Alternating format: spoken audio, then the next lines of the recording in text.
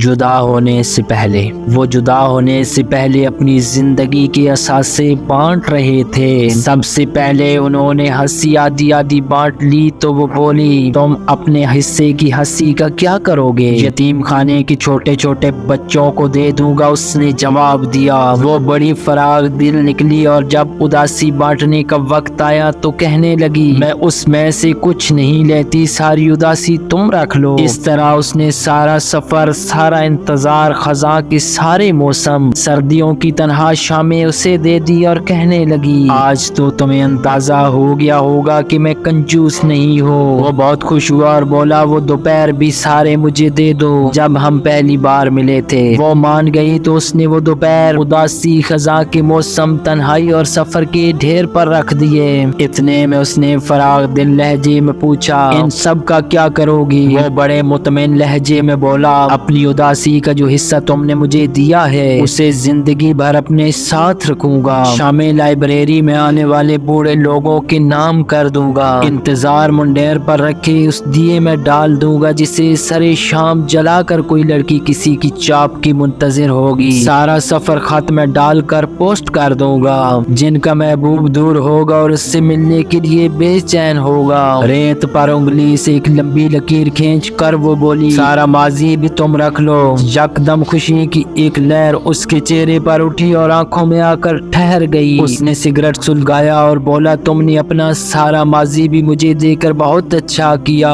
اس کا کیا کرو گے؟ اس نے پوچھا۔ اسے اوڑھ کر پھروں گا۔ آنے والی گرم تنہا دوپہروں اور سرد شاموں میں وہ مسکرائی، سارے لفظ بھی تم لے لو۔ وہ ممنون سا ہو گیا اور بولا، میں سارے لفظ بھی پوسٹ مینوں میں بانٹ دوں گا، مگر ہمارے درمیان کچھ گیتوں کی سانجھ بھی ہے، ہاں وہ بھی تم رکھ لو۔ ٹھیک ہے، وہ مطمئن سا ہو گیا۔ ان کا کیا کرو گے؟ ملاحوں، ساربانوں اور چرواہوں میں بانٹ دوں گا، کسی سے ٹوٹ کر محبت کرنے والی لڑکی کو دے دوں گا۔ یوں ہی وہ کتنی دیر خوشی خوشی بچھڑتے سمے اپنے اثاثے بانٹتے اور سمیٹتے رہے، مگر جاتے ہوئے لڑکی کے دل میں بلا کی بے سکونی تھی، جبکہ لڑکے کے دل میں عجیب سا اطمینان۔